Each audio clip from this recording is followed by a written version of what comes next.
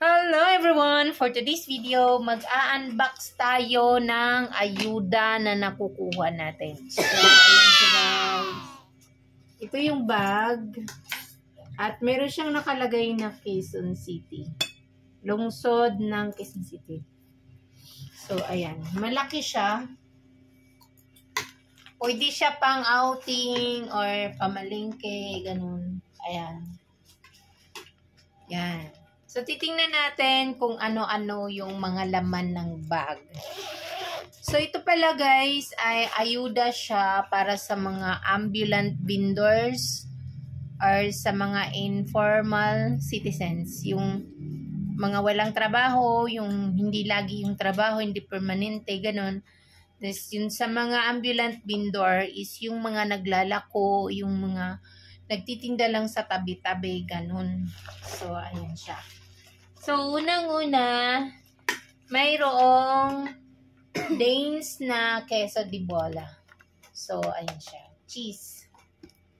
Queso de bola. Then, mayroon siyang 1 kilo na pasta for spaghetti.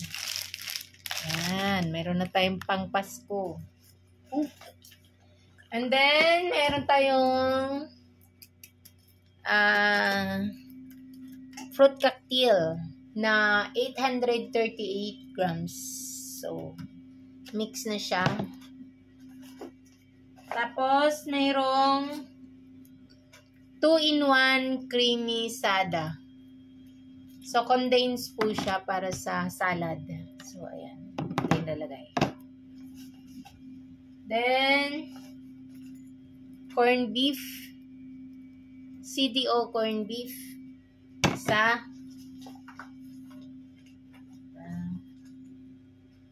corned beef na cheesy and creamy para sa spaghetti. So, ayan. Ayan dyan. Then, mayroong chicken loaf. Chicken loaf. Tapos, CDO luncheon meat. Chinese style. Yan, malaki din siya, guys. Ito na, ano ko to sa grocery. Mabibili mo siya na sa mga 120 pesos. So, diba, malaking bagay niyo. Then, isa pang ganito. So, CDO beef luncheon meat. So, diba, kung dalawa, nasa 200 plus na siya. Then, ito, nasa 34 pesos to sa tindahan. Then, ito naman, mga nasa 50 plus yata to. Then, ito, nasa 84 pesos to kapag binibili mo siya sa mga groceries. So, malaking bagay talaga. Ayan. So, ayan yung lalim ng bag. So, ayan. Matibay din siya. Pwede siya sa mga outing, ganun. And then, bukod dito, mayroon pa tayong gift check. Gift certificate sa McDo. Worth 100 pesos. So, 100 pesos lang siya. So, pwede siya sa mga burgers or french fries, ganun. Ayan. Kapag halimbawa, bumibili ka ng lampas 100, ikakaltas to, tapos additional ka na lang. Diba? So, malaking bagay din siya, guys. So, ayan, ito. Maraming tulong-tulong, mga bigay-bigay tulong dito sa Quezon City. Lalong-lalo na kapag ikaw ay botante talaga. Legit na botante ka ng Quezon City. Kasi, mas maganda kasi, guys, na active ka or talagang updated yung ano mo, yung registration mo as botante kasi nakabase kasi yung pamimigay nila sa ayuda, nakabase dun sa mga listahan ng mga residente sa mga per barangay or per area. So, since kapag ikaw ay active sa registration or as botante, makikita kung isa ka dun sa residente ng lugar na yon. So, makakasali ka sa mga bigay-bigay ng government. 'Diba? So, malaking tulong din to talaga para sa atin, guys, as solo parent. Kasi, sa solo parent kasi, marami naman akong nakukuha last year na mga tulong-tulong din as solo parent. So, pero kasi ngayon, this year, hindi ako nagre-renew ng certificate ko sa solo parent kasi po, mahigpit na yung solo parent ngayon, hindi na basta-basta. Marami na silang mga requirements. So, kung baga, bawal talaga yung, kung solo parent ka, dapat solo parent ka talaga, solo lang talaga.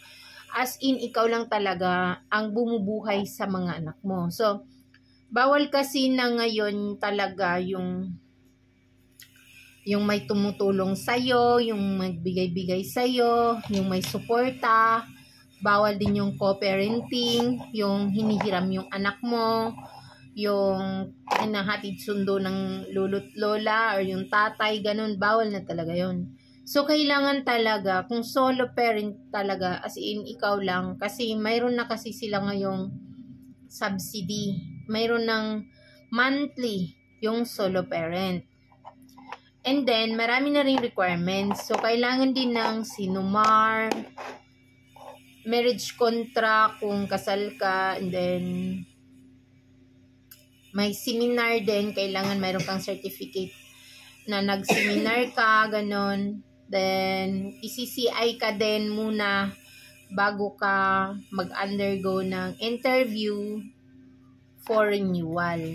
So, ganon. Hindi na ganon ka basta-basta makapagpa-member sa solo parent. So, kaya hindi na muna ako nagpapa-renew.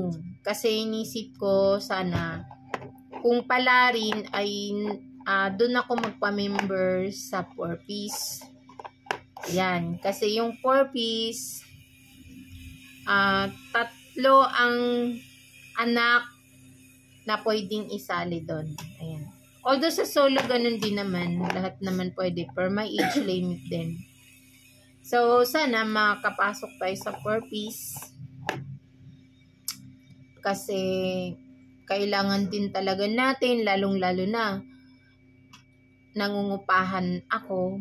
So, gusto ko rin talaga sana na mapabilong sa 4Ps at mabilong din sa beneficiary ng pabahay. Kasi mahirap talaga pag ikaw lang. Ganon. So, ganon, tsaga-tsaga lang. At tsaka yung ang government ng Quezon City po talaga ay hindi talaga nagpapabaya sa mga residente, lalong-lalo na sa mga naghihirap talaga.